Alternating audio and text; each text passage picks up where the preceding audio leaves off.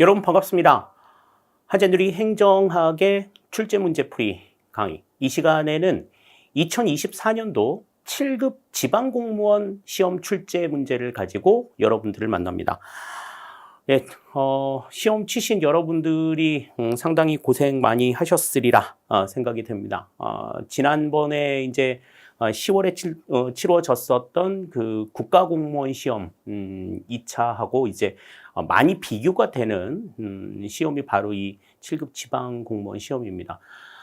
지방공무원 시험 같은 경우에는 이제 국가공무원 시험하고 이제 비교해서 문제의 수도 좀 적고, 그렇기 때문에, 상대적으로 이제 좀 수월하게 여러분들이, 대하는 경향들이 조금 많이 있어요. 그리고 이제 지난 국가공무원 시험이 상당히 좀 쉽게 출제가 됐기 때문에 이번 지방공무원 시험은 이제 그거보다는 다소 조금 어려울 거다. 그거보다는 조금 난도가 조금 높은 형태의 문제가 출제가 되겠다. 이렇게 이제 생각을 했는데요. 뭐 예상대로 그렇게 만만한 시험은 아니었던 것 같습니다. 문제가 뭐 그렇게 막 어렵거나 뭐 너무 어려운 그런 수준은 아니었지만 그래도 이제 뭐 상중하 정도로 난도를 좀 따져본다면 한 중상 정도의 문제가 출제가 되지 않았나 이런 생각이 들어요. 그래서 여러분들이 이제 내용들을 좀 깊이 있게 공부하지 않았다면 답을 찾아내기 조금 수월하지 않았을 그런 문제들도 몇몇 눈에 띄었고, 그리고 특히 법령에 대한 내용들을 좀 꼼꼼하게 살펴보는 것, 뭐 이거는 뭐 이제 작년부터도 계속해서 강조드렸던 부분들인데, 법령에 대한 내용들을 정말 세밀하게 보지 않으면 좀 맞추기 쉽지 않은 그런 문제들도 이제 있었어요. 그랬기 때문에 그런 문제들이 이제 여러분들의 조금 발목을 좀 잡았으리라는 생각이 들고, 그게 아닌 부분들은 이제 기본 이론이나 심화 이론을 이제 좀 충분하게 소화하셨다면 능히 한 80에서 85점 정도는 맞을 수 있었을 그런 문제라고 생각이 됩니다. 그러니까 뭐 7급 시험의 특성상 이렇게 막 만만하게 볼 수 있는 그런 문제들이 나오지는 않았어요. 그러니까 7급 시험의 어떤 전형을 보여줬다. 이렇게 이제 생각할 수 있는데, 다만 이제 이 법령에 대한 법령 이해의 요구 정도가 이전보다 조금 상승했다는 점에서 여러분들이 체감하는 난도는 조금 더 높았으리라는 생각이 듭니다. 그러나 뭐 엄밀하게 따져봤을 때 여러분들이 생각하는 것만큼 그렇게 어려운 시험은 아니었다. 이렇게 말씀을 드릴 수가 있겠어요. 7급 공무원이라면 여러분들이 이 정도는 해결을 해줘야 된다 하는 것. 뭐 앞으로 7급을 준비하시는 분들에게도 시사하는 바가 크다. 이렇게 볼 수 있겠습니다. 자, 그러면 지금부터 뭐 단원별 출제 비중부터 좀 살펴보고 또 문항별 난도에 대한 이야기 같이 해보도록 할게요. 자, 우선 최근 3개년 영역별 출제 문항을 좀 살펴보겠습니다. 2022년도와 2023년도 뭐 가장 큰 차이점 중에 하나라면 이제 조직 이론의 출제 비중이 굉장히 좀 높아졌다. 무려 이제 4분의 1 정도가 이제 조직 이론에서 출제가 됐었고, 그리고 이제 이 조직 인사 재무 행정론의 출제 비중이 조금 탄탄하게 조금 유지가 되는 상황들. 행정이론과 정책이론이 약 한 35%에서 40%, 그 다음에 조직 인사 재무 행정론의 비중이 이제 뭐 한 45%에서 50% 뭐 이 정도 따져볼 텐데, 지금 올해 이 2023년도, 2022년도와 2023년도의 전반적인 골자는 그렇게 크게 달라지지 않았지만, 지금 단원별로 좀 놓고 봤을 때에는 이제 행정이론의 비중이 좀 줄어들고 조직이론의 비중이 좀 높아졌다 하는 점이 굉장히 큰 좀 이슈라고 말씀을 드렸었던 기억이 있어요. 자, 그런데 이제 2024년도의 비중 보겠습니다. 자, 2024년도의 비중은 뭐 전체적인 맥락은 그렇게 크게 달라지지는 않았습니다. 크게 달라지지는 않았는데, 일단은 지금 조직이론의 출제 비중이 5문제로서 이제 25%를 차지했던 것은 작년과 이제 비슷한 상황이 되겠고, 상대적으로 인사행정론과 재무행정론의 출제가 조금 낮아진 점, 요 점들을 좀 볼 수가 있겠어요. 재무행정론에서 이제 인사행정론에서 한 문제 지금 덜 출제가 된 게 이제 뭐 행정 이론 쪽으로 옮아갔다. 뭐 이렇게도 볼 수 있을 것 같고, 또 지방행정론에서 이제 세 문제가 출제가 되었던 점이 이제 또 좀 특징할 만한 내용이다. 아무래도 이제 지방직 시험이니까, 지방공무원 시험이니까 지방행정론에 대한 좀 중점이 조금 더 강화되는 것은 뭐 어찌할 수 없는 일이죠. 그런데 이제 전체적으로 이제 조직인사 재무행정론의 출제 비중이 45%, 그리고 행정과 정책 이론에서 이제 35%를 출제하면서 뭐 영역별 출제에 대한 비중은 뭐 작년하고 그렇게 큰 차이를 보이지는 않는 것 같습니다. 그런데 이제 단원별로 이제 상대적으로 이제 지금 인사행정론이나 재무행정론의 출제 비중이 조금 줄어들었다 하는 점, 그리고 조직이론이 계속해서 지금 출제의 강세를 보이고 있다는 점은 여러분들이 이제 조직이론에 대해서 조금 세밀하게 공부를 하셔야 될 필요 있고, 또 그 조직이론과 관련된 법령의 내용들도 좀 충분하게 이해를 할 필요가 있다 하는 점들을 여러분들한테 좀 알려주는 것이라고 생각할 수가 있겠어요. 자, 다음 이제 문항별 난이도를 보겠습니다. 자, 문항별 난이도는요, 뭐 전체적으로 봤을 때 뭐 하급의 문제, 쉽게 딱 가서 딱 보자마자 답이 보일 수 있을 만한 문제는 그렇게 많지 않았어요. 뭐 제시문을 제시해서 제시문을 통해 가지고 뭐 예산 총계주의의 예외를 물어보는 6번 문제가 이제 뭐 좀 간략한 그런 문제였다고 생각이 되고, 다음에 이제 난도 이제 상에 해당하는 이 문제들은 법령에 대한 이해가 조금 높아야 좀 풀 수 있는 그러한 문제들이었어요. 특히 이제 뭐 9번, 또 뭐 지금 여기에서는 뭐 중으로 낮췄습니다만 10번, 11번 이 문제들 같은 경우에는 법령에 대한 세부적인 이해들이 좀 있어야 충분히 풀 수 있고, 17번 문제도 이제 그 공기업과 관련된 내용들이었죠. 시장 공기업의 조건을 좀 명확하게 알고 계셔야 문제를 조금 풀 수 있었을 그런 내용들이 출제가 되면서 법령에 대한 이해가 정말 그 행정법 수준으로 정말 꼼꼼하게 내용들을 좀 보셔야 된다 하는 점. 그러니까 단순하게 그냥 이전까지 행정학의 법령은 그냥 이 단원에서 강조가 되는 내용이 우리나라에서 어떻게 적용이 되고 있어 라는 정도로만 나왔었는데, 이제는 뭐 국가공무원법, 뭐 국가재정법, 뭐 지방재정법, 뭐 이런 그 각각의 법령을 정말 조목조목 다 알고 있어야지 풀 수 있는 그런 문제들이 나와 있어요. 그렇기 때문에 법령의 법 조문의 내용들도 여러분들이 뭐 행정법 공부하시면서라든지 법 조문의 내용들을 좀 익숙하게 좀 많이 봐두시는 것이 대비하는 데 가장 좀 중요한 하나의 포인트가 아닐까라는 생각이 듭니다. 그 이외의 나머지 문제들은 뭐 7급 시험으로서는 그냥 무난하게 풀 수 있는 그러한 문제였다고 생각이 돼요. 자, 이렇게 해서 이제 우리가 단원별 출제 경향 그리고 문항별 난도 살펴봤습니다. 전반적으로 뭐 7급 시험다운 그런 문제였다는 생각 할 수가 있겠어요. 그래서 1번부터 지금 이제 20번까지 내용들을 한번 쭉 살펴볼 텐데요. 어떻게 문제들이 나와 있고 또 어떠한 맥락으로 이 문제들을 풀어 나가는지 지금부터 같이 한번 생각을 해보기로 하겠습니다. 자, 1번 문제부터 보죠. 자, 문제 1번입니다. 신공공관리론과 뉴 거버넌스에 대한 설명으로 옳은 것은 그랬습니다. 보통 이제 신공공관리론, 그러면 이제 신공공 서비스론하고 묶어가지고 나오는 경우들이 상당히 많았는데, 지금 이번에는 거버넌스하고 묶어가지고 나왔어요.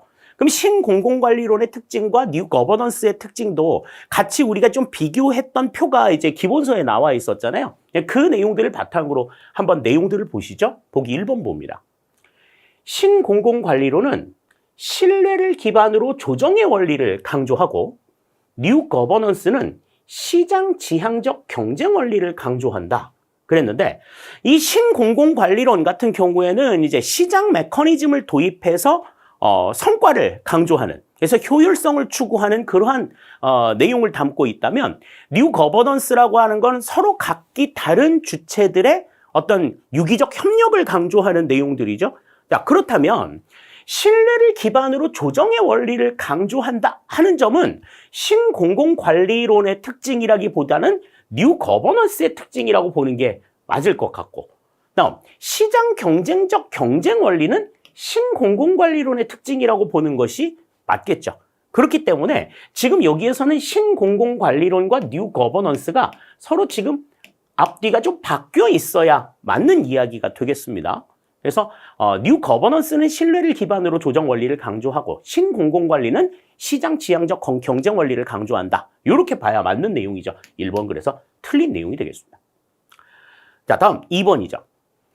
신공공관리론은 국민을 덕성을 지닌 시민으로 보고 뉴 거버넌스는 국정이 대상인 고객으로 본다. 그랬는데 이거는 뭐 우리가 뭐 기본 내용 정리하면서도 그렇고 기출문제 정리하면서도 그렇고 늘 말씀을 드렸어요.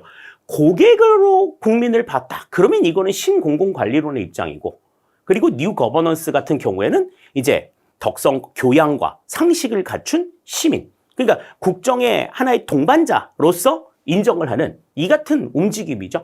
그렇기 때문에 지금 시민으로 보는 게, 국민을 시민으로 보는 게 뉴 거버넌스, 국정의 대상인 고객으로 보는 것이 신공공관리론이다. 그러니까 지금 2번도 지금 뉴 거버넌스와 신공공관리론의 입장이 서로 지금 반대로 위치해 있는 이 같은 상황이라고 볼 수가 있겠습니다. 1번과 2번은 전부 다 이제 신공공관리론과 뉴 거버넌스를 반대로 뒤집어서 지금 설명한 내용이다. 1번, 2번 전부 다 해당이 안 된다고 볼 수가 있죠. 자, 다음 3번입니다. 신공공관리론은 정부의 역할로 방향 잡기를 중시하고 뉴 거버넌스는 방향 잡기보다 노젓기를 중시한다. 그랬는데, 자, 신공공관리론은 정부의 역할로 노젓기 대신에 방향 잡기를 중시했다 하는 점은 맞죠. 그죠? 자, 그런데 뉴 거버넌스 같은 경우에는 방향 잡기보다 노젓기를 중시한다. 노젓기는 전통 행정의 정부 역할이죠.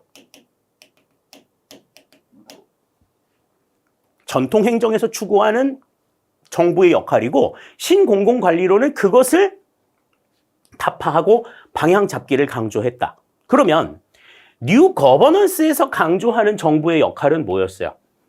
이것도 이제 우리 그 기본서의 표에 정리되어 있는데, 신공공관리론이 방향 잡기를 중시했다면 뉴 거버넌스는 보다 강조된 방향 잡기를 추구하죠.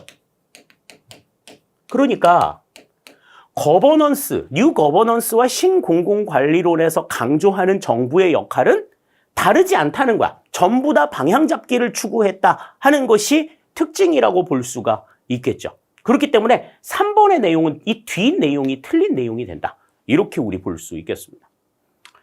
자, 그럼 이제 4번이 맞는 내용이죠. 자, 신공공관리론은 행정의 효율성을 보다 중시하고 뉴 거버넌스는 행정의 민주성에 초점을 둔다.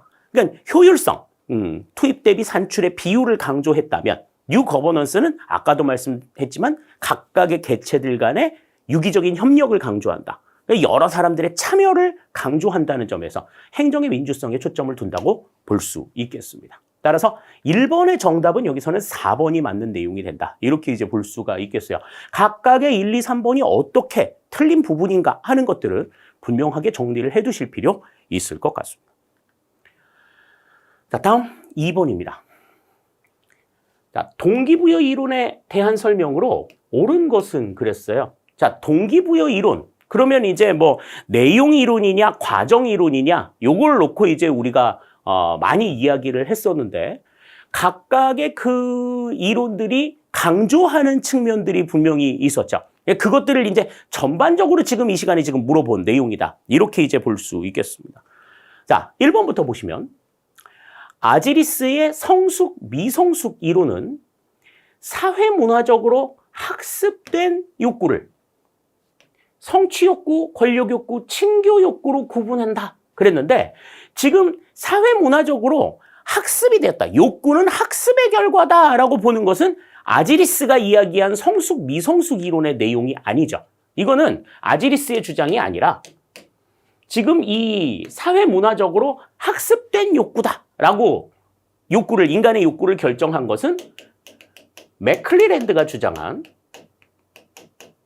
맥클리랜드의 성취 동기 이론에 대한 설명이죠. 그래서 사회적으로 학습된 욕구가 성취 욕구, 권력 욕구, 친교 욕구 이렇게 세 가지로 구분이 된다. 이렇게 주장을 했단 말이지. 아지리스의 성숙, 미성숙 이론 같은 경우에는 인간은 미성숙에서 성숙의 상태로 계속 옮아가면서 이제 맥그리거가 주장했던 X형의 인간에서 Y형의 인간으로 변모하는 모습들을 보인다. 근본이 그렇지가 않다라고 하는 것들을 강조한 내용이었죠. 1번은 지금 틀린 내용이 되겠습니다. 자, 다음 2번. 헤크만과 올드햄의 직무 특성 이론은 핵심적인 직무 특성을 기술 다양성, 과업 정체성, 과업 중요성, 자율성, 피드백, 활류로 구분한다. 요 직무의 특성 5가지 정도는 좀 알아둘 필요가 있다라고 강조해 드렸었죠. 헤크만과 올드햄은 그 직무 특성이 자기가 추구하는 어떤 일들, 내가 하고자 하는 일과 좀 부합이 된다 하면 동기부여가 된다. 라고 하는 입장이에요. 그래서 그 자기가 맡고 있는 일에 대한 특성을 구분할 수 있는 기준으로 요 5가지를 들었다. 이렇게 얘기하고 있죠. 2번은 맞는 이야기가 되겠습니다. 다음 3번. 애덤스의 공정성 이론은 타인과 비교하지 않고 자신의 노력 대비 보상 정도가 동기부여에 영향을 미친다고 본다. 그랬는데 애덤스의 공정성 이론은 나와 준거인물 간의 투입과 산출에 대한 비교를 통해서 동기부여가 발생한다. 형평성이 깨지게 되면, 공정성이 깨지게 되면 동기부여가 발생한다고 보는 내용이었잖아요. 그러니까 이거는 타인과 비교하지 않는 게 아니야. 타인과 비교해서 자신의 노력 대비 보상의 정도가 어느 정도인지 보고 거기에 따라서 동기부여가 나타난다. 공정성이 깨지게 되면 동기부여가 나타난다라고 본 내용이에요. 그렇기 때문에 3번은 지금 틀린 내용이 되겠습니다. 다음 4번. 포터와 롤러의 업적 만족 이론은 목표의 난이도와 구체성에 의해 개인의 동기부여가 결정된다고 주장한다. 그랬는데 목표의 난도, 그러니까 목표가 가지고 있는 목표가 어느 정도 좀 힘드냐, 달성하기 힘드냐 하는 점, 그리고 목표가 어느 정도 구체화되어 있느냐에 따라서 목표의 정도에 따라서 동기부여가 나타나게 되는 것은 로크가 주장한 로크의 목표 설정 이론에 대한 설명이에요.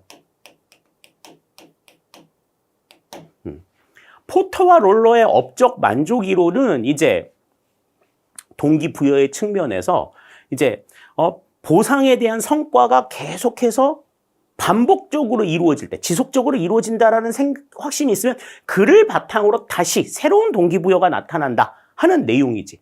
자, 그런데 이제 목표의 난도와 구체성을 이 동기부여의 기준으로 삼은 것은 로크의 목표 설정 이론이기 때문에 지금 4번의 내용도 맞는 내용은 아니다. 이렇게 볼 수 있겠습니다. 따라서 2번에서는 지금 2번이 맞는 내용이다. 나머지 1, 3, 4번은 다 틀린 내용이다. 이렇게 볼 수가 있겠어요. 제가 늘 이제 기출문제를 풀 때 말씀을 드리면 기출문제 해설이라든지 기출문제 또 풀이 과정이라든지 그때 항상 강조 드리는 것 중에 하나가 문제를 봤을 때는 정답은 왜 정답이고 오답은 왜 오답인지 분명하게 여러분들이 찾아 나가셔야 된다. 맨 처음에 이제 어려울 때는 기본서 보면서 그 내용들을 찾아 나가고 나중에 이제 조금 힘이 붙게 되면은 이제 스스로 문제를 풀 때 그러한 과정들을 반드시 겪어야 이제 문제의 난도에 상관없이 여러분들이 답을 찾아 나갈 수 있다. 그렇게 이제 강조를 드렸었죠. 특히 옳은 것을 물어보는 문제는 오답이 틀린 게 3개란 말이죠. 그럼 틀린 것 3개가 어떻게 틀린 건지에 대해서 분명하게 여러분들이 좀 생각하실 필요가 있겠습니다. 자, 2번 같이 살펴봤고요.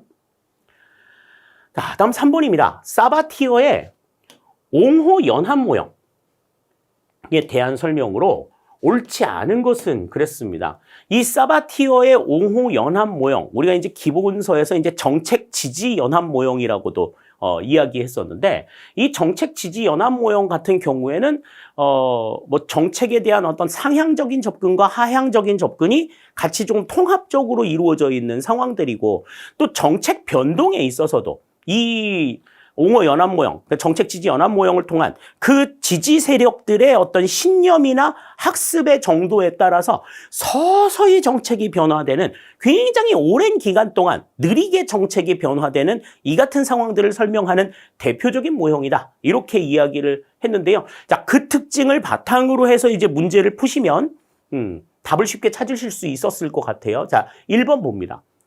정책 변화를 이해하기 위한 분석 단위로서 정책 하위 체제에 중점을 두고 있다. 여기서 말하는 이 정책 하위 체제가 이제 뭐예요? 정책을 지지하는 연합 세력들이요. 이 정책 지지 연합 세력들의 학습, 또 그들이 가지고 있는 신념 체계, 이게 이제 정책 변화에 영향을 미친다고 본 거죠. 자, 1번 맞는 이야기. 다음 2번. 정책 변화 과정을 이해하기 위해 1년 이내 단기간에 초점을 둔다. 그랬는데 아까도 설명을 드렸지만 이 정책 지지 연합 모형은 10년 이상의 장기간에 걸쳐서 서서히 정책이 바뀌는 것을 강조한단 말이죠. 1년 이내 단기간에 급속도로 바뀌는 게 아니란 말이지. 그러니까 10년 이상의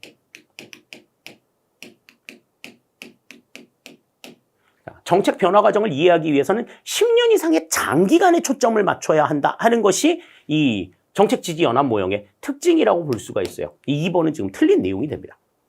다음 3번. 옹호 연합 세력들 간의 대립과 갈등을 정책 중재자가 중재한다. 이 서로 입장이 서로 다른 세력들 간의 조정.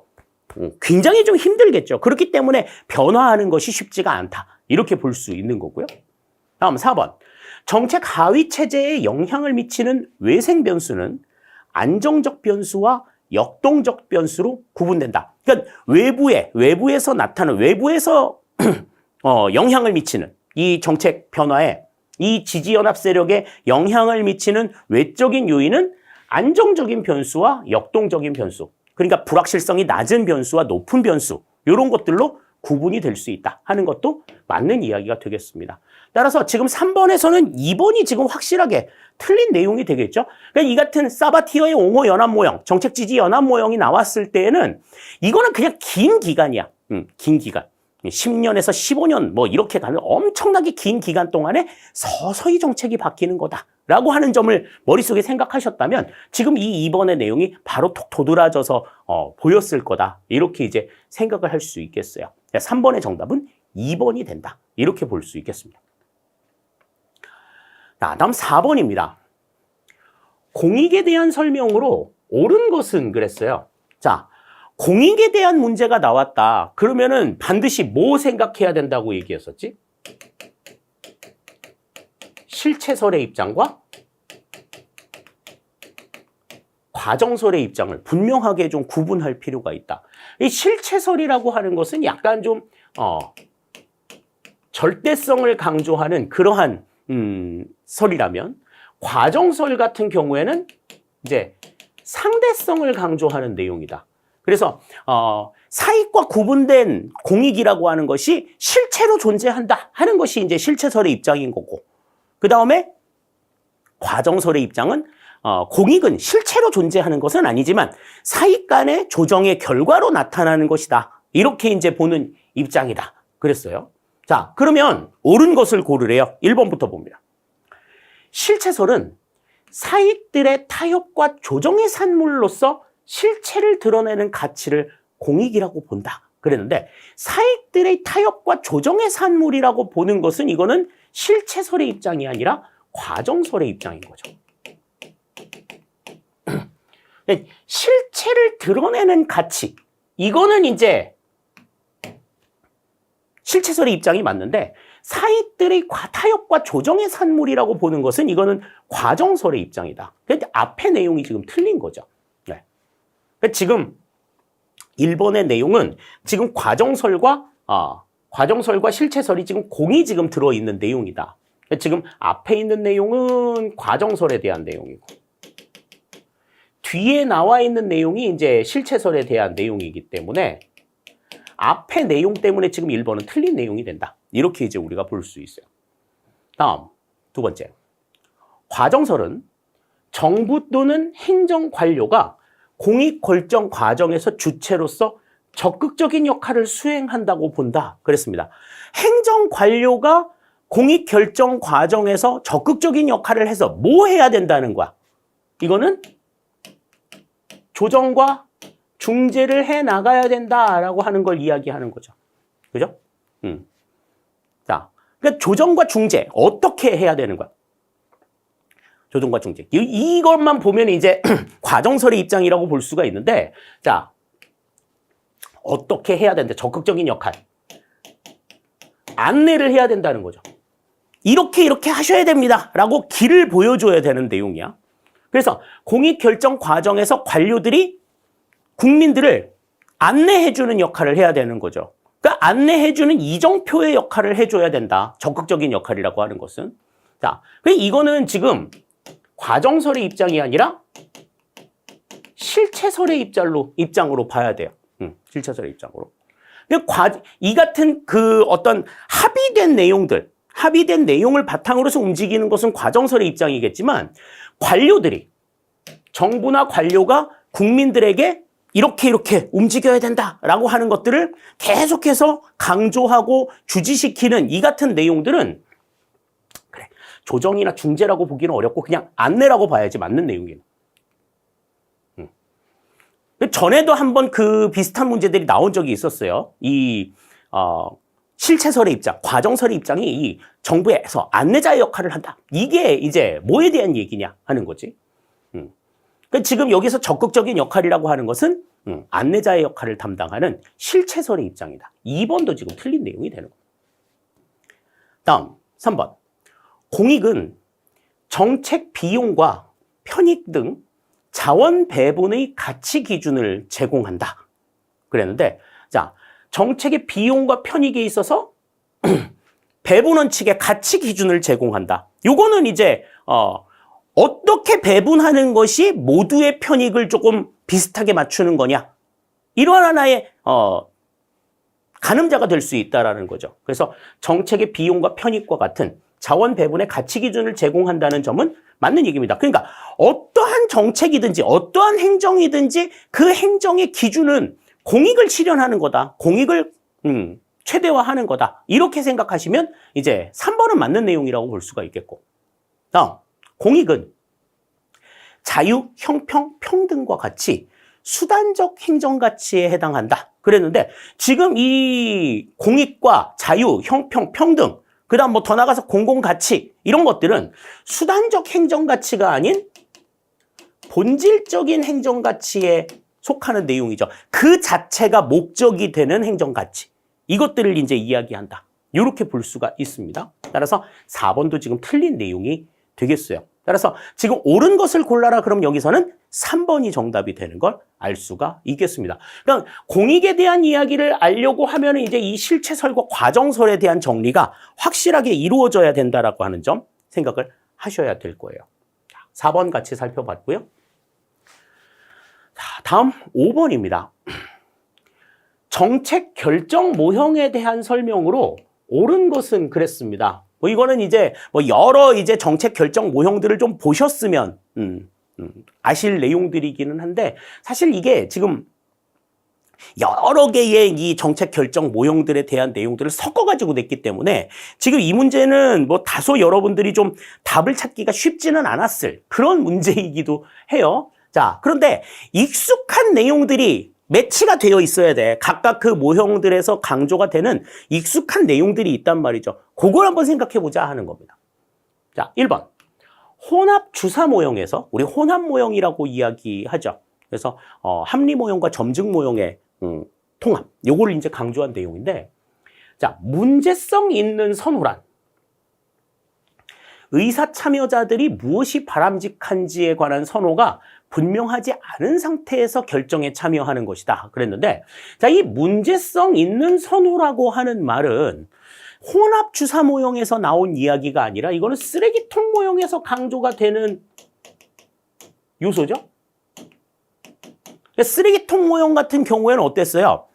어떠한 상황이 뭐 옳은지, 그러니까 쉽게 말해서 정책 결정자가 안정적이고 조금 불확실성이 낮은 이런 상황에서 선택을 하는 것이 아니고 정말 위기 상황, 멘붕 상황에서 결정하는 이러한 상황을 설명하는 내용이라고 얘기했잖아요. 그러니까 의사결정 참여자들이 무엇이 바람직한지에 대한 선호가 분명하지 않은 상태, 여기에서 결정에 참여하는 이 같은 상황을 이제 문제성 있는 선호라고 이야기한다. 말뜻은 맞는데 혼합 주사 모형에서 설명이 될 내용은 아니라는 거죠. 1번 그래서 틀린 내용이 됐다.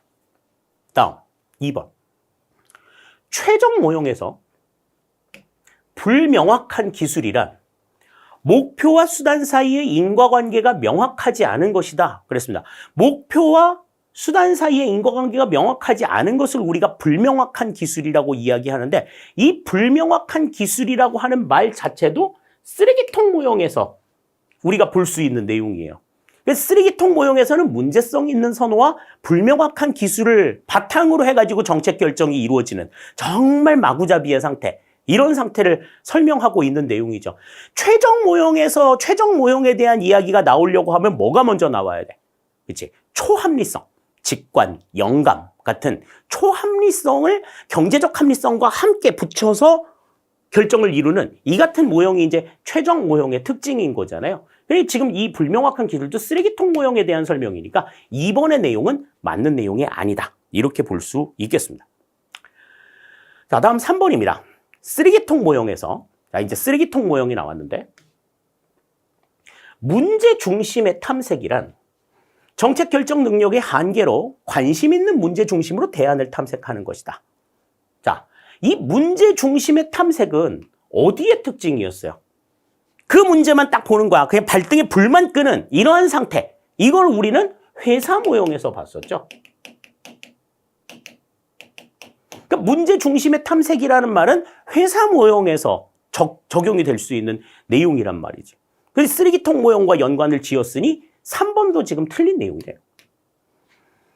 자, 그러면 이제 4번 하나만 남아있네요.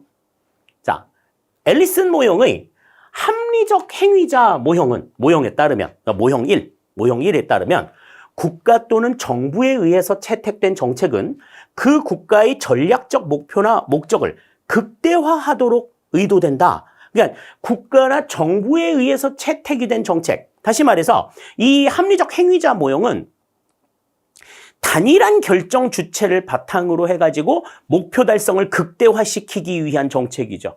그러니까 어떤 사건이 딱 벌어졌을 때 무슨 협의나 조정 이런 거 없이 단일한 결정 주체가, 그러니까 대통령이 딱 어떻게 하겠다라고 결정을 내리는 이 같은 상황을 설명한 내용이란 말이죠. 그래서 국가나 정부라고 하는 단일 개체가 정책을 채택해서 국가의 목표나 목적을 극대화하도록 의도하는 이 같은 모형이다.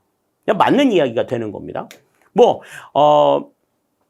모형 2에 해당하는 조직과정 모형이나 모델 3에 해당하는 관료정치 모형 같은 경우에는 다들 다른 개체들의 입장들, 조정, 이런 것들을 필요로 하지만, 지금 이 앨리슨 모형 1, 합리적 행위자 모형 같은 경우에는 그러한 상황들에 대한 고려는 없는 거죠. 따라서 지금 5번에서는 여기서는 4번이 지금 맞는 이야기가 되는 거고, 나머지의 내용들은 전부 다 틀린 내용들이 되는 겁니다. 그러니까 지금 이러한 문제성 있는 선호, 불명확한 기술, 문제 중심의 탐색, 이러한 워딩 자체가 각각의 모형의 어떤 상징적인 의미들을 가지고 있다는 점, 요 점들을 생각하셔야 돼요. 그래서 이거는 어디서 봤던 내용이지? 최소한 나 이 얘기들은 혼합주사 모형에서는 본 적이 없어. 최종 모형에서는 본 적이 없어. 이 정도의 감각은 있었어야 된다라는 거죠. 문제 중심의 탐색? 이런 얘기를 쓰레기통 모형에서 본 기억이 없는데? 그러면 전부 다 X치고 나가야 되는 이러한 상황들인 거지. 물론 정확하게 다 알고서 문제를 푸시는 것도 중요하겠습니다만은, 그러한 내용들이 만약에 감각이 없다면 이거는 내가 여기서는 본 적이 없는 것 같아 라고 하는 그 정도의 감각들이 있었어야 된다는 거죠. 그러려고 하면 이제 어떻게, 기본서의 내용들을 굉장히 자주 많이 보셔야 돼요. 익숙할 정도로 굉장히 많이 보셔야 됩니다. 그래야 여러분들의 감각이 조금 더 날카로워질 수 있다. 이렇게 이제 볼 수 있는 거죠. 자, 다음 6번입니다. 국가재정법상 가에 들어갈 말로 옳은 것은 그랬습니다. 가, 여기죠. 무슨 원칙, 무슨 원칙의 예외라고 지금 이야기를 하고 있는데, 이번 이제 이 지방공무원 출제시험 문제 가운데에서, 출제 문제 가운데서 가장 좀 쉬운 문제에 속한다. 저는 이제 그렇게 판단을 하고 있습니다. 왜냐? 지금 이거는요, 국가재정법 제53조를 지금 나열을 해놓고 있지만, 우리가 이 국가재정법 제53조를 모른다 하더라도, 지금 얘기할 이 수입 대체 경비라고 하는 것이 전통적 예산 원칙의 어디에 예외냐 하는 부분들은 우리가 알고 있었단 말이지. 그러니까 지금 이거는 되게 어렵게 설명한 것처럼 어려운 문제인 척하는 겁나게 쉬운 문제란 말이죠. 자, 53조 내용 봅니다.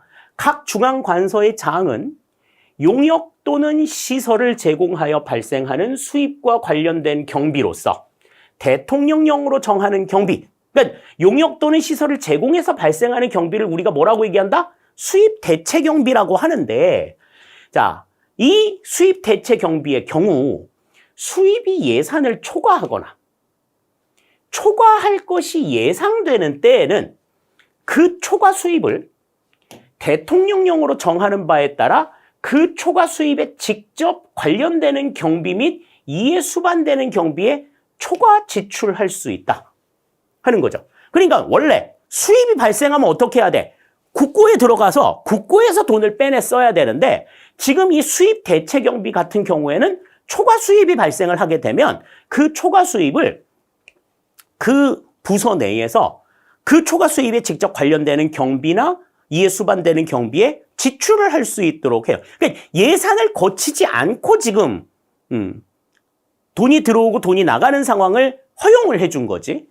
자, 그러니까 지금 이 수입 대체 경비는 전통적 예산 원칙의 어떤 원칙의 예외가 되느냐 하는 거예요. 자, 1번. 예산 총계주의. 우리가 이 예산 총계주의는 뭐라고 얘기했어요? 완전성의 원칙이라고 이야기했었죠.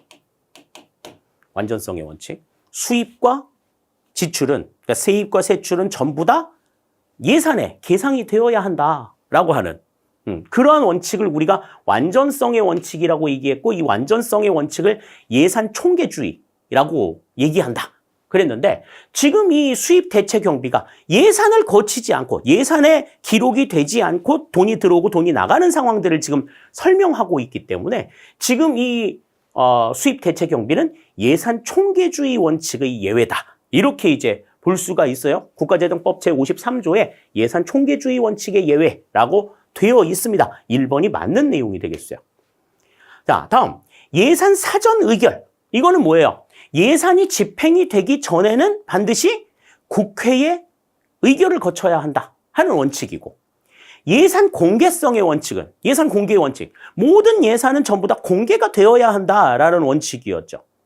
다음 예산기구 상호성의 원칙이라고 하는 것은, 이건 이제 전통적 예산 원칙은 아니고, 이건 이제 현대적 예산 원칙에서 등장했는데, 이제 중앙예산기구와 이제 예산 담당자들 사이에 서로 상호 협력 관계를 구축해야 된다. 그래서 무조건 예산 깎으려고, 중앙예산기관은 무조건 예산 깎으려고 하는 것이 아니라 그 사람들이 요구하는 예산을 요구하는 그 사람들의 입장을 생각해야 하고, 또 예산을 요구하는 입장에서도 중앙예산기관의 입장을 같이 생각해야 된다라는 점에서 요즘에 이제 나타난 현대적 예산 원칙에 해당이 된다, 이렇게 볼 수 있겠어요.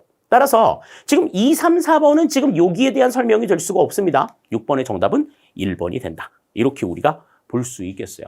그러니까 지금 이 예산의 원칙과 관련된 여러 이야기들이 어떤 의미들을 가지고 있는가 하는 것들, 또 특히 수입 대체 경비가 무슨 원칙의 예외다라고 하는 것을 굳이 국가재정법을 보고 알아야만 하느냐? 그건 아니라는 거죠. 그 내용들에 대한 정리가 확실하게 이루어져 있어야 한다 하는 점 생각을 하실 수 있겠습니다. 자, 다음 7번입니다.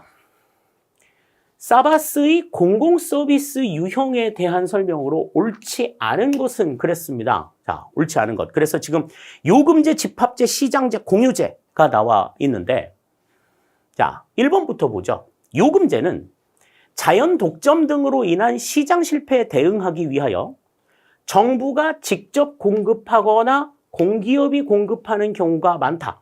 그러니까 요금제 같은 경우 대표적인 예가 뭐가 있었어요? 전기, 가스, 수도, 통신 이런 것들이 있죠.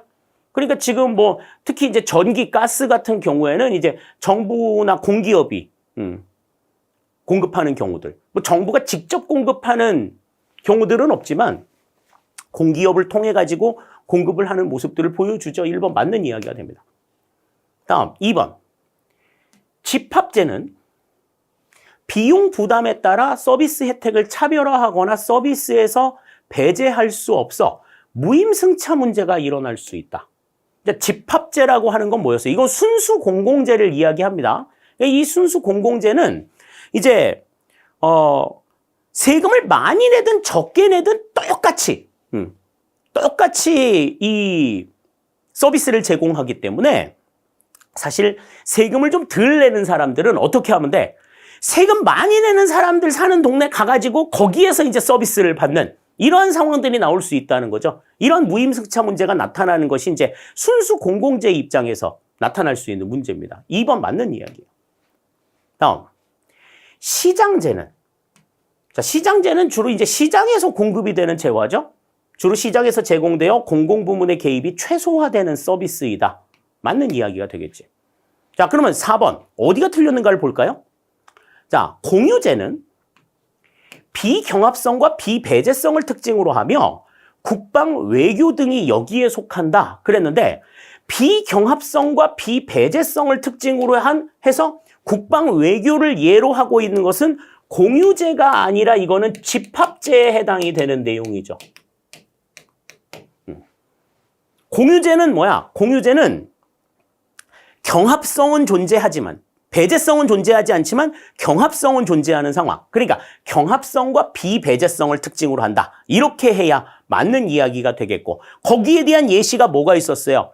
천연자원이라든지 자연환경 그리고 국립도서관, 국립공원 이런 것들이 이제 이 집합제 공유제의 예로 우리가 생각할 수 있는 것들이지. 국방 외교는 절대적으로 순수 공공재에 해당하는 내용이기 때문에 4번, 4번의 내용이 옳지 않은 내용이다. 이렇게 우리가 볼 수 있겠습니다.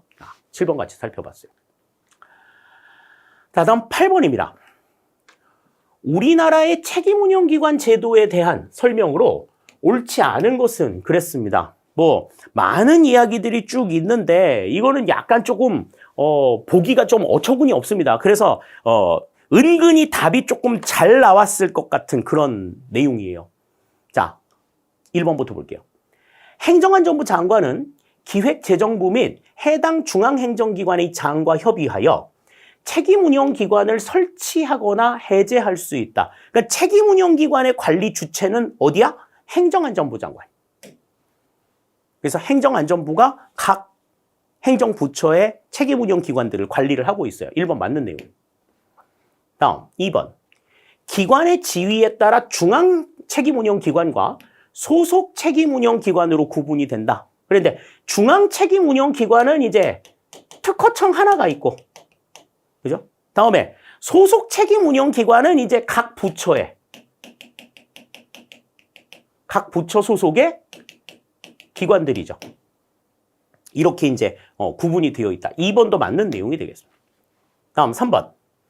소속 책임운영기관의 장은 공개 모집 절차에 따라 국가공무원법상 임기제 공무원으로 임용된다.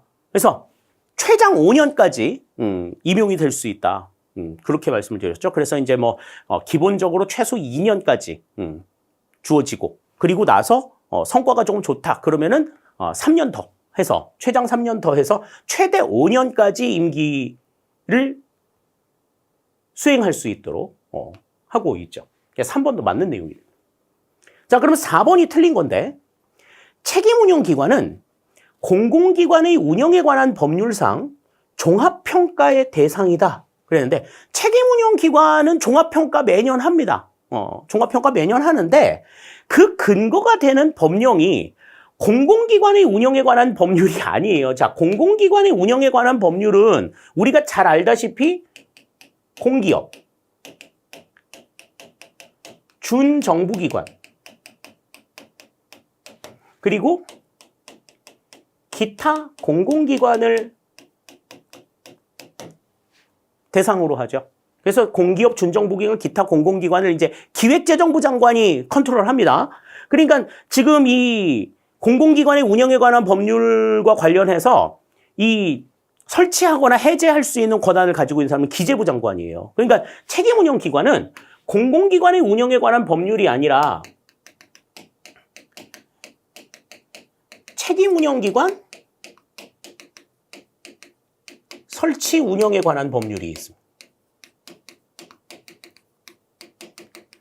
자, 책임운영기관 설치 운영에 관한 법률상 종합평가의 대상이 된다. 이렇게 봐야지 맞는 내용이죠.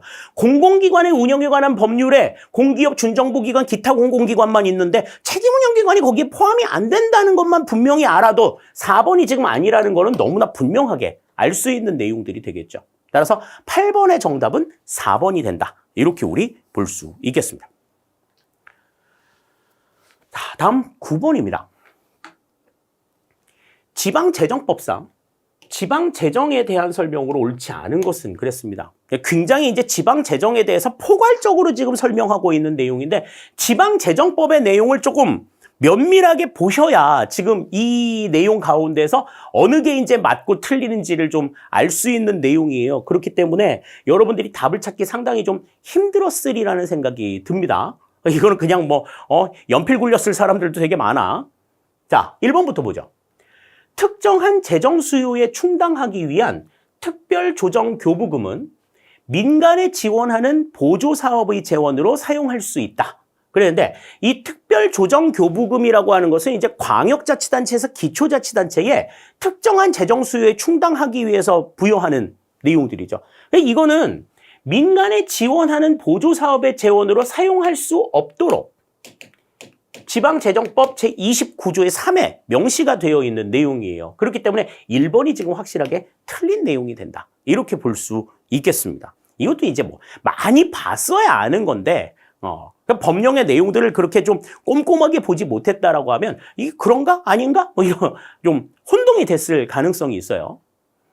자, 다음 2번. 지방자치단체나 그 기관이 법령에 따라 처리해야 할 사무로서 국가와 지방자치단체 간의 이해관계가 있는 경우에는 원활한 사무 처리를 위하여 국가가 부담하지 아니하면 아니 되는 경비는 국가가 그 전부 또는 일부를 부담한다.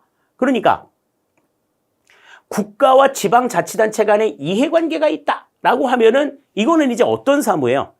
우리가 이제 단체 위임 사무를 이야기하는 거예요. 그래서 단체 위임 사무 같은 경우에는 국가가 원활한 사무 처리를 위해서 국가가 부담하면 안 되는 좀 막대한 돈이다. 그러면은 국가가 전부나 일부를 부담한다. 나머지는 어떻게? 지방비로 부담을 해야 된다라는 거죠.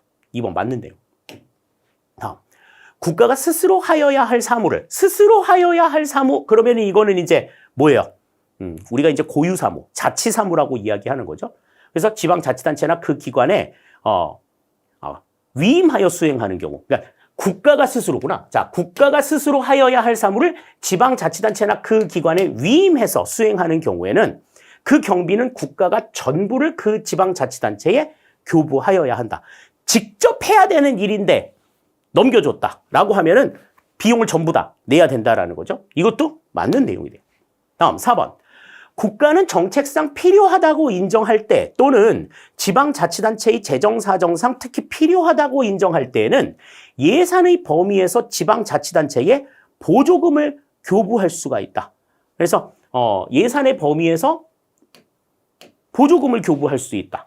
이것도 맞는 내용이 됩니다. 지방자치단체가 이 일을 해야 된다라고 판단이 되었을 때 그때에 한해서 이제 중앙정부가 지방자치단체한테 교부금을 줄 수 있다라는 거죠. 따라서 2, 3, 4번은 다 지방자정법에 명시가 되어 있는 내용인데 1번도 지금 명시는 되어 있습니다만 이제 말이 틀렸기 때문에 9번의 정답은 1번. 1번이 잘못된 내용이다. 이렇게 우리 생각할 수 있겠어요. 자, 다음 10번입니다. 자, 지방자치법상 지방자치단체의 관할구역에 대한 설명으로 옳은 것은 그랬습니다. 사실 이것도 뭐 그렇게 문제를 답을 맞추기 그렇게 쉬운 문제는 아니었을 거예요. 지방자치법의 내용들을 다 봤어야 지금 이 내용들도 알 수 있는 내용이었을 텐데. 자, 하지만 이 지방자치단체 관할구역과 관련된 내용은 우리가 별도로 이제 기본 수업을 할 때 설명을 드렸던 내용들이에요. 그렇기 때문에 상대적으로 난도는 조금 낮지 않았을까? 이제 그렇게 생각이 든 내용인데요. 자, 1번부터 봅니다. 지방자치단체의 명칭과 구역을 바꾸거나 지방자치단체를 폐지하거나 설치하거나 나누거나 합칠 때 우리가 이걸 이제 뭐라고 해? 폐치분합이라고 얘기했죠. 그러니까 지방자치단체의 명칭을 바꾸거나 폐치분합을 할 때는 조례로 정한다 그랬는데 명칭과 구역을 바꾸거나 폐치분합을 하는 것은 엄연히 법률로 정하도록 되어 있다. 이거는 뭐 기본 시간에도 굉장히 강조 드렸던 내용이에요. 1번 틀린 내용이 됩니다. 다음. 지방자치단체를 폐지하거나 설치하거나 나누거나 합칠 때는 반드시 관계 지방의회의 의견을 들어야 한다 그랬는데, 자, 반드시 관계 지방회의의 의견을 들어야 한다는 얘기는 예외 없이 다 지방의회의 의견을 들어야 된다라는 거죠. 그런데 지금 이 지방자치단체의 폐치 분합과 관련해가지고 주민투표를 거친 경우, 주민투표를 거친 경우는 예외가 됩니다. 주민투표의 실시권은 예외다. 그렇기 때문에 여기에서는 지금 반드시라는 말이 들어간 게 지금 틀린 거야. 두 개나 나왔어. 자, 아무튼. 자, 반드시라는 말이 들어간 게 지금 틀린 거죠. 반드시라고 하는 건 예외 없이 모든 패치 분합과 관련해서는 지방의회의 의견을 들어야 하는데 주민투표를 실시한 내용은 지방의회의 의견을 들을 필요가 없다. 주민의 의견이 우선이니까. 그렇기 때문에 지금 여기 2번의 내용도 틀린 내용이다. 이렇게 볼 수가 있겠어요. 자, 다음 3번. 지방자치단체의 장은 지방의회 재적의원 과반수 출석과 출석의원 과반수의 동의를 받아 행정안전부 장관에게 지방자치단체의 관할구역 경계 변경에 대한 조정을 신청할 수 있다. 그랬는데 지방자치단체의 관할구역 경계 변경에 대한 조정 신청은 지방의회 재적의원 과반수 출석과 출석의원 과반수가 아니고 3분의 2 이상, 3분의 2 이상의 동의를 받아서 신청할 수 있도록 지방자치법에 명시가 되어 있다. 요거 이제 생각을 하셔야 됩니다. 그러니까 3번도 지금 틀린 내용이 되겠어요. 자, 그러면 4번. 이게 이제 맞는 내용이겠네. 지방자치단체 구역을 변경하거나 지방자치단체를 폐지하거나 설치하거나 나누거나 합칠 때에는 새로 그 지역을 관할하게 된 지방자치단체가 그 사무와 재산을 승계한다. 이거는 뭐 당연히 맞는 이야기가 되겠죠. 그러니까 우리 이제 지방자치단체 통합과 관련해서는 이제 창원 얘기 되게 많이 하는데 마산, 창원, 진해가 하나로 합쳐져 가지고 창원시가 되었다. 그러면은 마산, 진해는 이제 어떻게 하라는 거야? 마산, 진해는 예산이나 사무와 그 재산을 창원시에다가 넘겨야 된다. 창원시는 그걸 이제 이어받아야 된다라는 거죠. 네.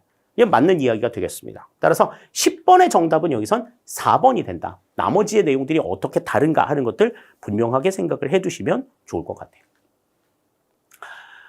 자, 다음 11번 보겠습니다.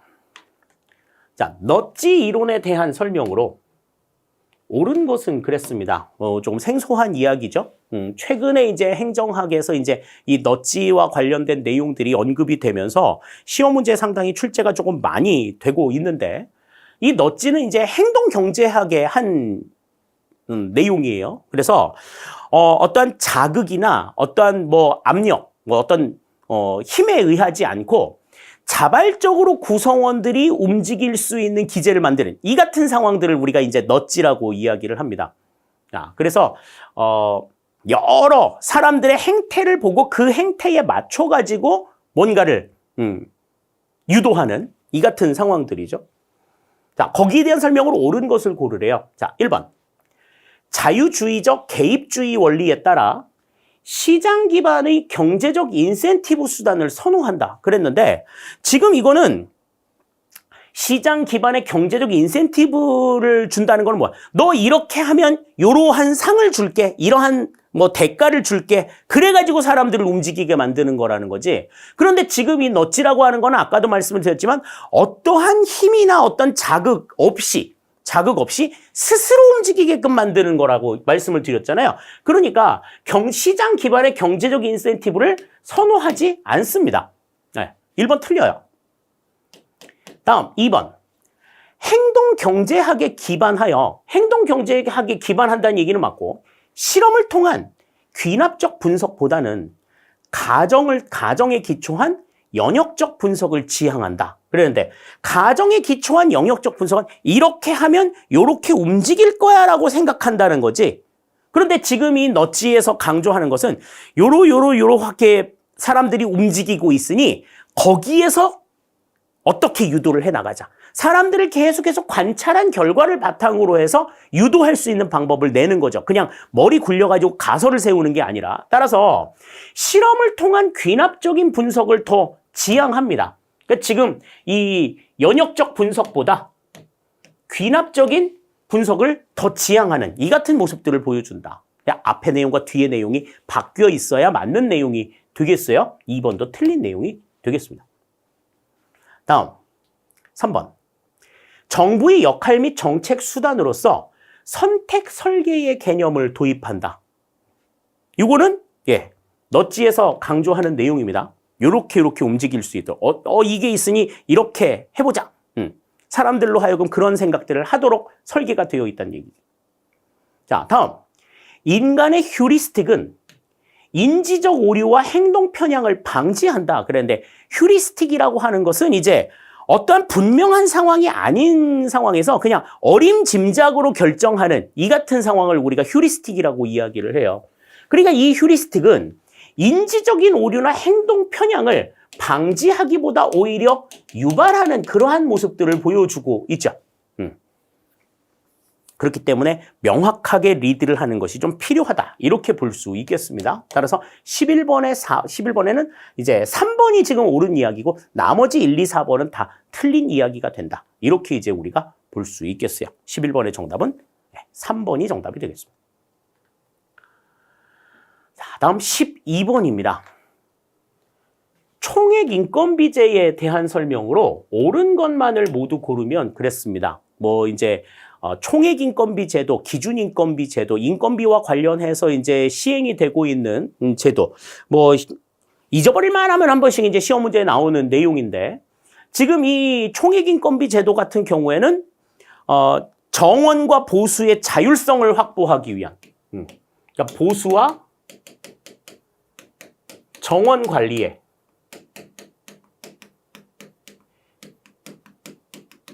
자율성을 확보하기 위한 목적으로 2007년부터 우리나라에 실시된 제도예요. 물론 이제 지방자치단체 같은 경우에는 이제 2014년도에 기준인건비 제도를 채택하지만 이 총액인건비 제도는 이제 중앙정부, 지방자치단체 그리고 산하의 소속의 공공기관들 전부 다에 이제 적용이 되었던 제도입니다. 자, 그럼 거기에 대한 설명으로 옳은 것만 고르래요. 자, 1번부터 기억부터 보죠.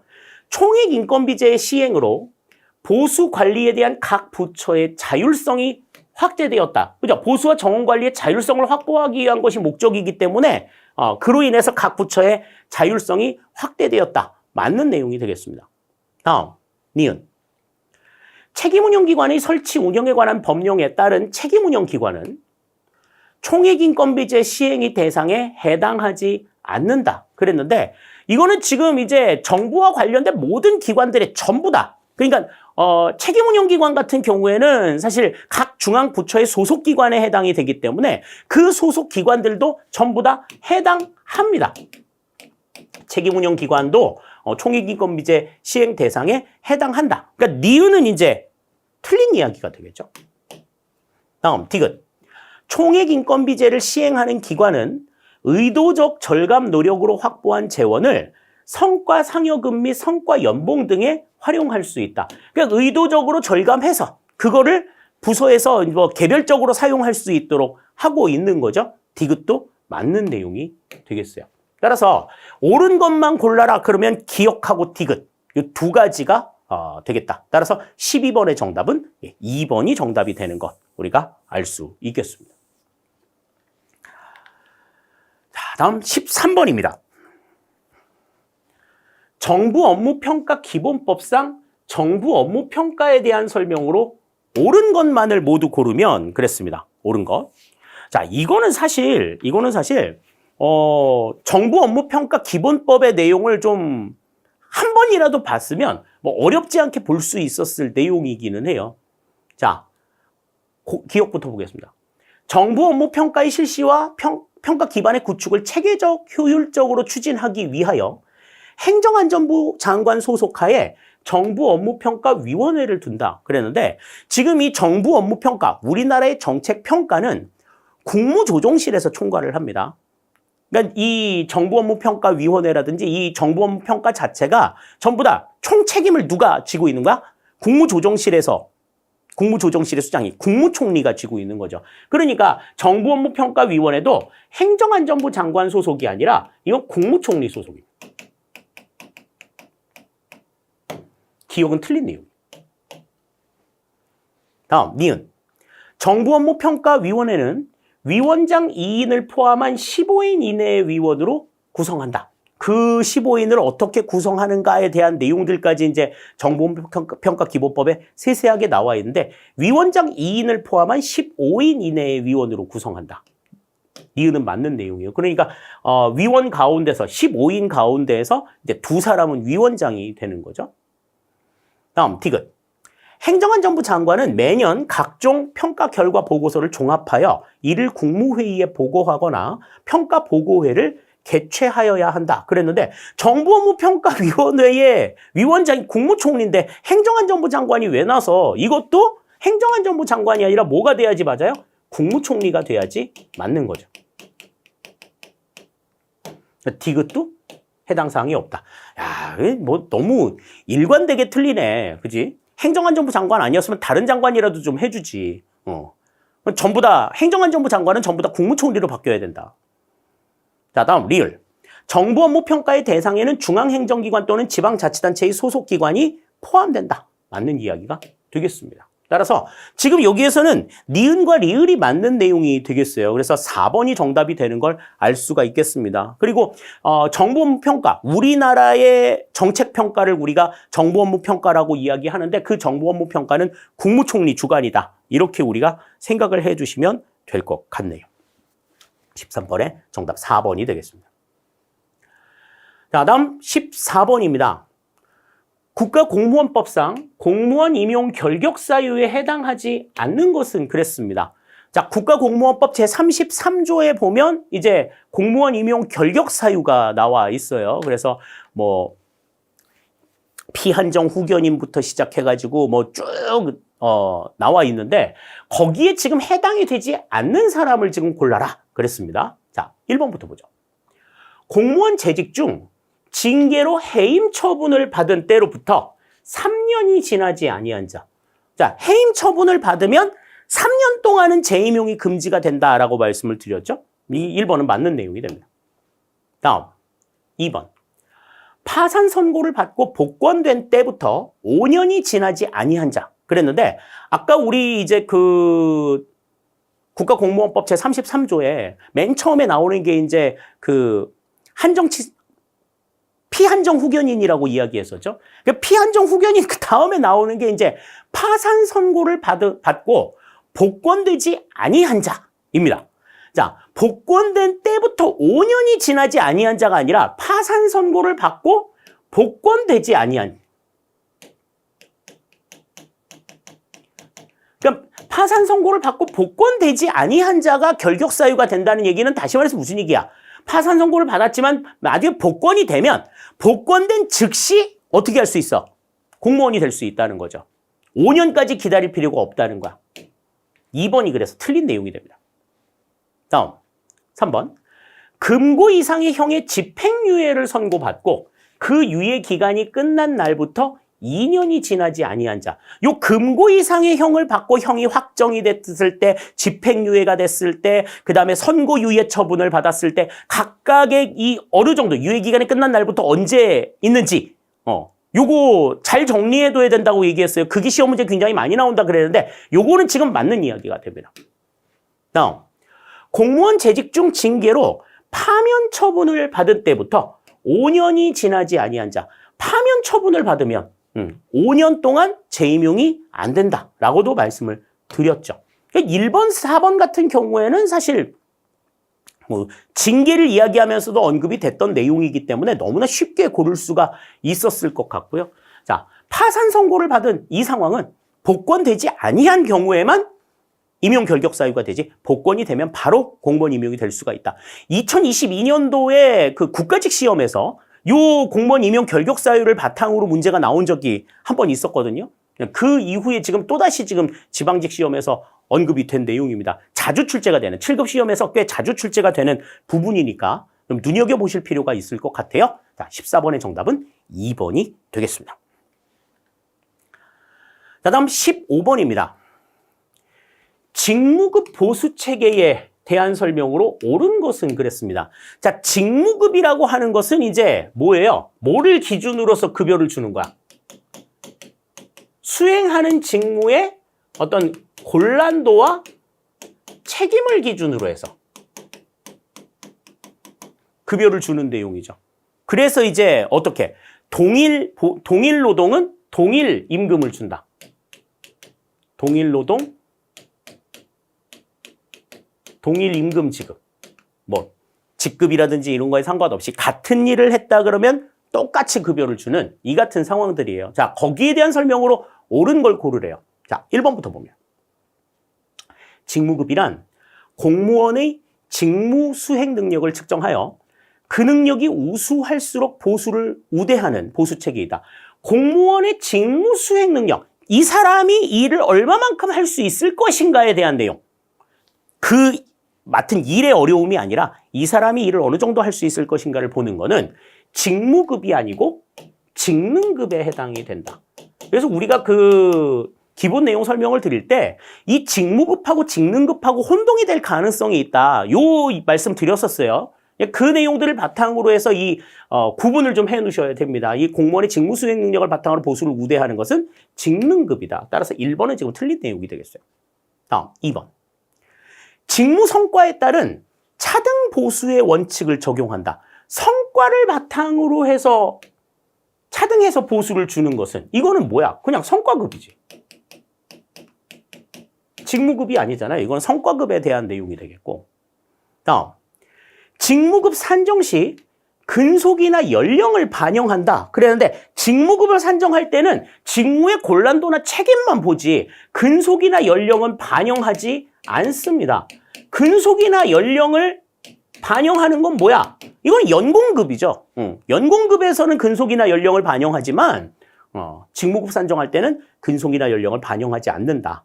이렇게 봐야죠. 그래서 지금 2, 3번도 다 틀린 내용이 되겠죠. 자, 그러면 4번이 맞는 내용이겠네.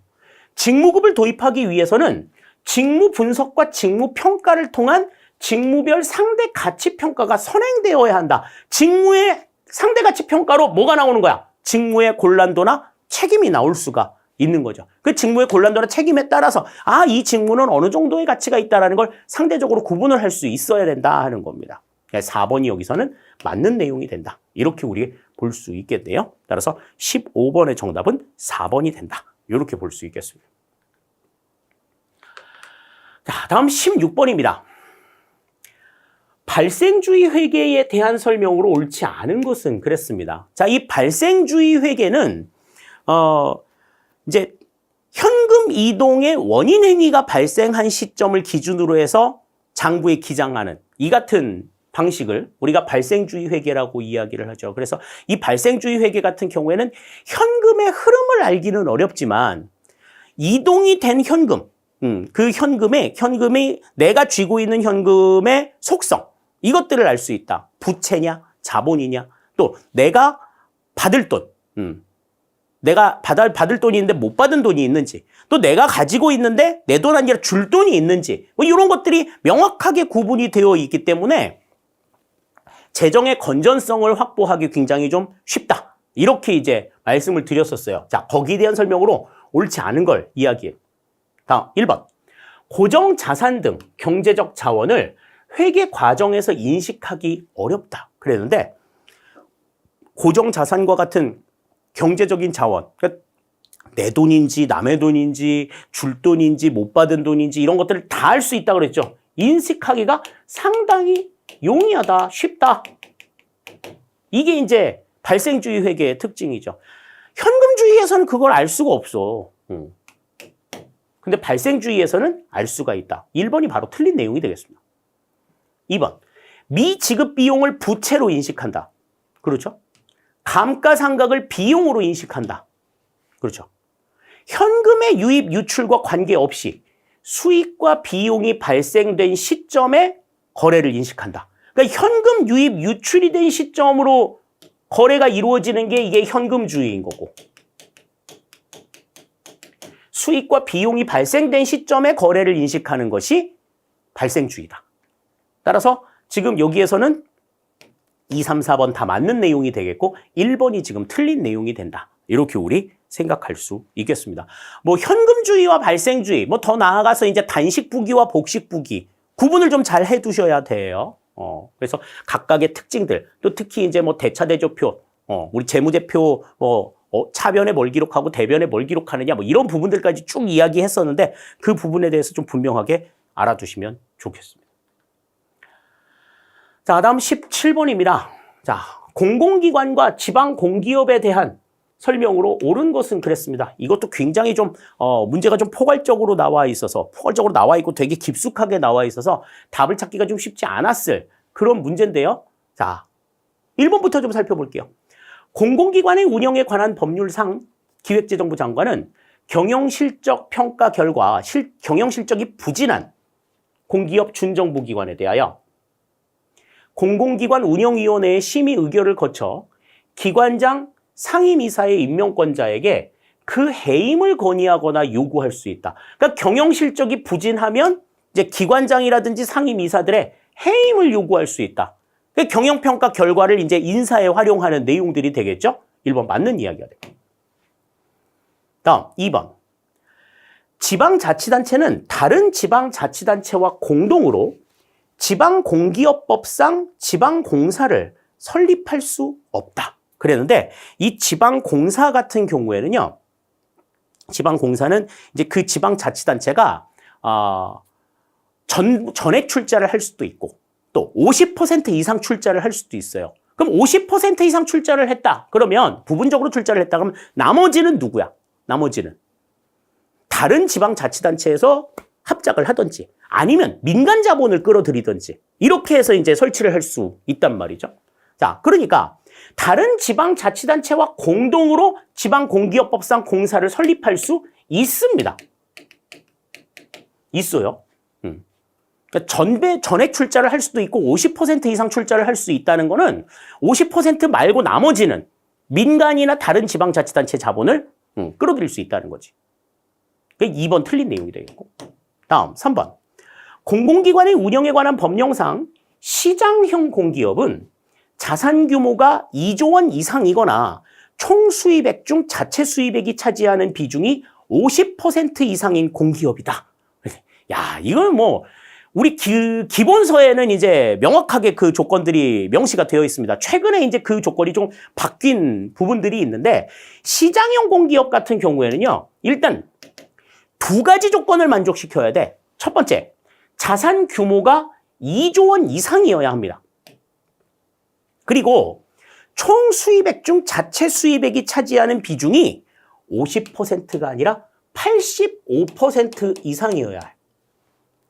이 두 가지 조건을 만족을 시켜야 됩니다.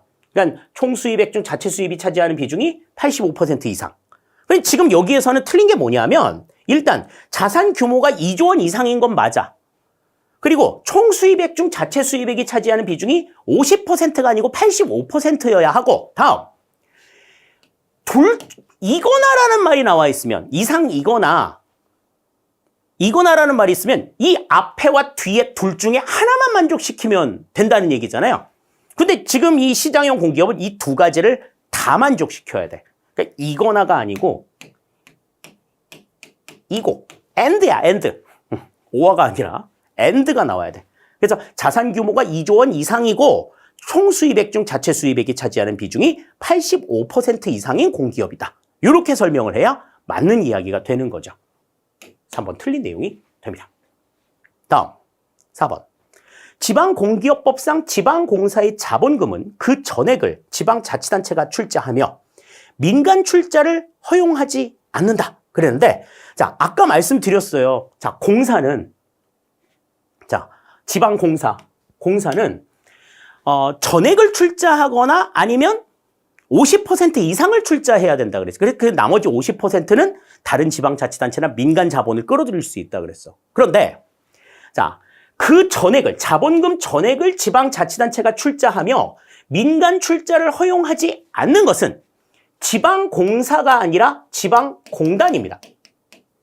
지방공단은 전액 출자를 해야 돼.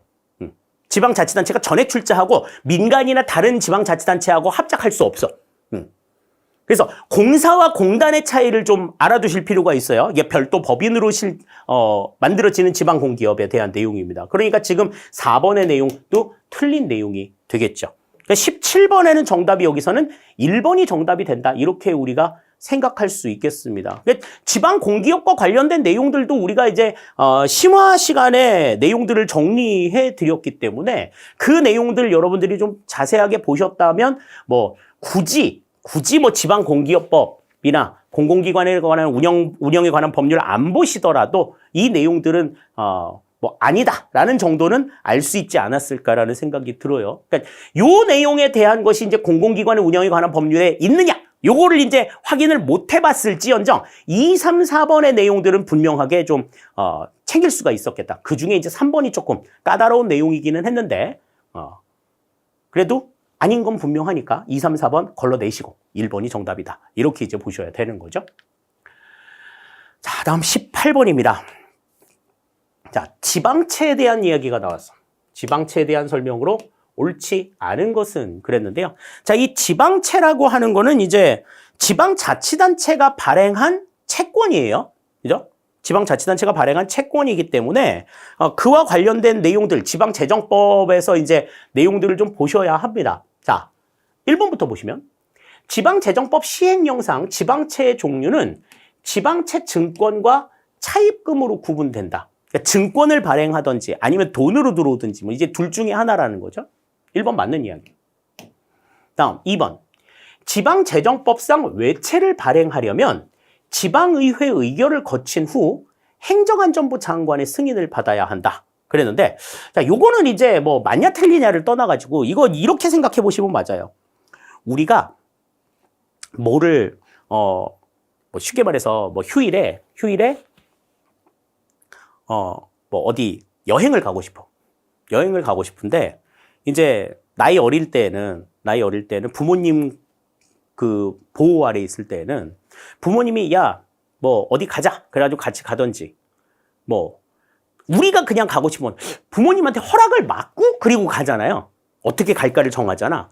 우리가 이미 갈 걸 다 정해놓고 우리 이거 갈 건데 가게 해줘. 이렇게 부모님의 허락을 나중에 받지는 않지. 그러니까 지방재정법상 지방자치단체가 외채를 발행하려고 하면 지방의회 의결을 거치기 전에 행정안전부 장관의 승인을 받아야 돼. 이 바뀌어 있어요. 지방자치단체가 외채를 발행하려고 하면 일단 행정안전부 장관의 승인을 받아서 그래 너네 그건 외채 발행해라. 그럼 외채를 어떻게 할 건지 뭐 이런 부분에 대해서 지방의회 의결을 거쳐야 된단 말이지. 이게 순서가 지금 뒤바뀌어 있어. 2번 틀린 내용입니다. 다음 3번. 지방재정법상 지방채의 차환을 위해 자금 조달이 필요할 때 발행할 수 있다. 지방채의 차환은 뭐예요? 이전에 발행된 지방채보다 이제 좀 예를 들어서 이자율이 낮거나 뭐 좀 조건이 좋은 그런 것들이 있으면 그러면 이제 다른 지방채를 좀 더 조건이 좋은 지방채를 발행해가지고 이제 그 빚을 갚는 거지. 그러니까 지방채의 우리 그 왜 그 대출 대환 같은 것들도 있잖아요.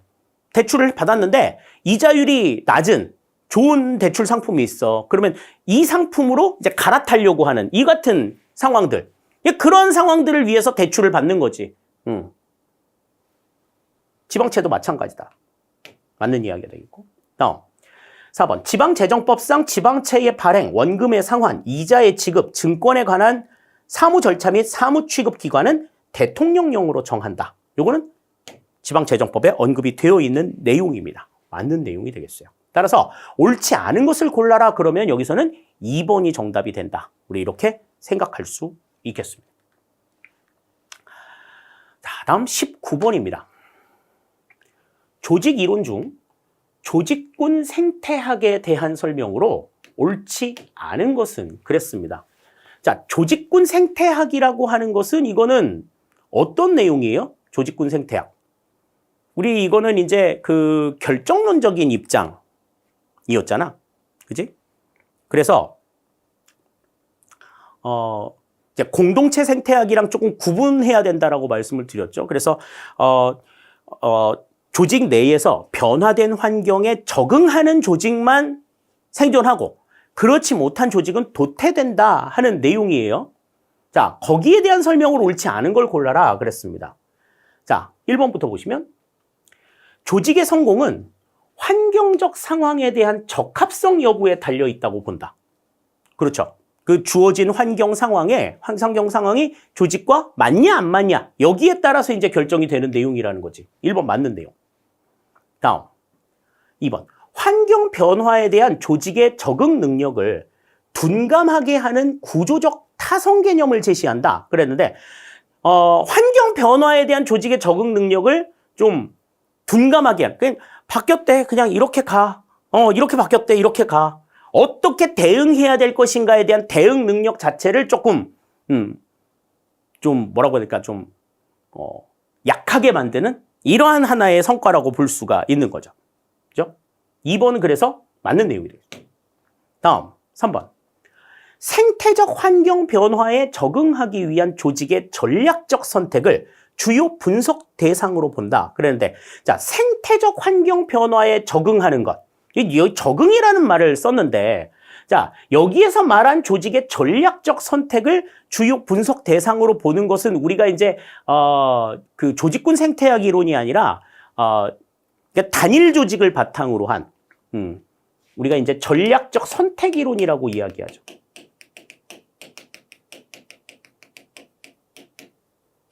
이거는 이제 결정론적인 입장도 아니고 임의론적인 입장이야.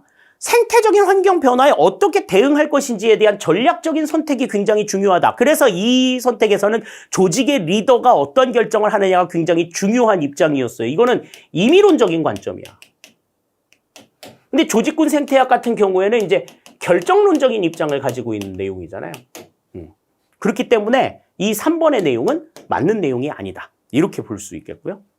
다음 4번. 조직의 분석 수준은 하나의 조직보다 일정한 경계 내의 조직군이다. 그러니까 조직군 생태학이지.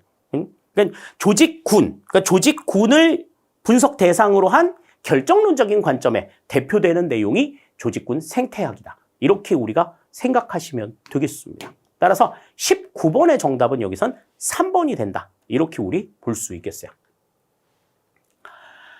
자, 다음 20번입니다. 자, 20번. 공무원 행동 강령에 대한 설명으로 옳지 않은 것은 그랬습니다. 마지막에 이제 행정 환류론에 대한 내용이 나와 있는데, 자, 여기에서 말하는 이 공무원이라고 하는 것은 행정부에 소속이 되어 있는 공무원을 얘기해요. 그래서 이제 부가 되는 내용들이 나와 있습니다. 입법부, 사법부, 독립기관의 직원들은 제외한다고 공무원 행동 강령의 적용 대상에도 나와 있어요. 자, 이게 옳지 않은 걸 고르래요. 1번. 대통령령으로 제정되었다. 1번 맞습니다. 행동 강령, 명령이니까 이건 대통령령이 맞고요. 다음. 법원, 헌법재판소, 선거관리위원회 소속 공무원에게도 적용된다. 그랬는데 이거는 행정부 소속이란 말이지. 행정부 소속이라 국회, 법원, 헌법재판소, 선관위 소속 공무원에게는 적용되지 않습니다. 그러니까 입법 공무원, 법원 그러면 이제 사법 사법부죠. 헌법재판소나 선거관리위원회 같은 경우에는 독립기관이기 때문에 행정부에 소속이 되어 있지 않단 말이죠. 그러니까 여기에 말하는 공무원은 행정부 소속 공무원을 이야기해. 그렇기 때문에 이들 공무원에게는 적용이 되지 않는다. 이렇게 봐야 됩니다. 다음 3번. 외부 강의 등의 사례금 수수 제한 규정을 두고 있다. 청탁금지법에도 제한이 되어 있지만 그와 이제 맥을 같이 하는 규정들이 있습니다. 다음 4번. 부패 방지 및 국민권익위원회의 설치와 운영에 관한 법률 제8조에 따라 공무원이 준수하여야 할 행동 기준을 규정하는 것을 목적으로 한다.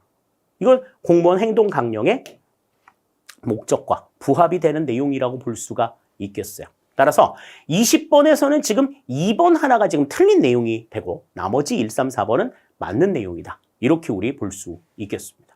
정답 그래서 2번이 되겠네요. 자, 이렇게 해서 이제 우리가 1번부터 20번까지의 전체적인 문제들을 살펴봤습니다. 문제를 이렇게 좀 깊이 보셔야 돼요. 깊이 보셔야 돼요. 단순하게 그냥 글자에서 그냥 뭐가 틀리고 뭐가 틀리는 이런 부분들만 볼 게 아니라 어떻게 해서 이 문제에서는 이게 답이 될 수 있으며 어떻게 해서 이게 답이 될 수 없는지 이런 부분들을 좀 명확하게 구분하는 훈련들이 좀 확실하게 되어 있어야 특히 7급 시험 문제에서는 7급 시험에서는 여러분들이 조금 좀 높은 점수를 얻으실 수 있다. 또 실점을 좀 최소화할 수 있다 하는 점들을 명심해 주시기를 바라겠습니다. 이전에 이제 치루었던 국가공무원 시험이 좀 너무 상대적으로 좀 쉽게 출제가 됐기 때문에 체감된 난이도가 조금 높았을 수는 있어요. 하지만 지금 이 시험 같은 경우에는 7급의 거의 전형을 보여준 내용이다. 그러니까 이 지금 시험보다 좀 더 어렵게 나왔다 그러면 문제가 좀 어려운 거고 이보다 쉽게 나왔다 그러면 좀 쉬운 문제가 될 수 있을 거라는 거죠. 그러면 이제 어떤 측면으로 좀 내용들을 봐야 될 것인가. 중구난방식으로 그냥 내용들을 볼 것이 아니라 좀 차근차근 체계적으로 내용 정리를 좀 하셔야 될 필요가 있고요. 두 번째로 법령 같은 경우에는 좀 세세하게 꼼꼼하게 보셔야 될 필요가 있습니다. 그냥 핵심이 되는 하이라이트만 보실 문제가 아니라 전반적인 내용들을 전체적으로 좀 다 훑어서 좀 익숙하게 만들어 나가는 노력 이런 것들이 조금 있어야 한다 하는 점들을 생각하시면서 앞으로의 내용들 준비를 해 주시고 또 시험 보신 분들 가운데서 내가 놓쳤던 부분들이 어떤 부분이 조금 부족했나 하는 부분들을 생각하신다면 그러한 측면에서 여러분들의 학습 방법이나 태도들을 다시 한번 점검해 보는 시간 가져보시기를 바랍니다. 자, 이렇게 해서 이제 2024년 7급 지방직 시험 출제 문제 해설을 마무리 짓도록 하겠습니다. 문제가 전부 다 문장형으로 나와 있기 때문에 여러분들이 보는데도 상당히 조금 어려웠을 것 같고 또 많은 시간들을 필요로 하겠지만 분명하게 딱 핵심적인 포인트만 알고 있다면 그 내용들을 이겨나가는 것은 그렇게 큰 어려움이 아닐 거다. 앞으로 쭉 공부하시면서 여러분들이 그 부분들 생각을 해주시면 좋을 것 같아요. 해설 여기서 마칩니다. 감사합니다.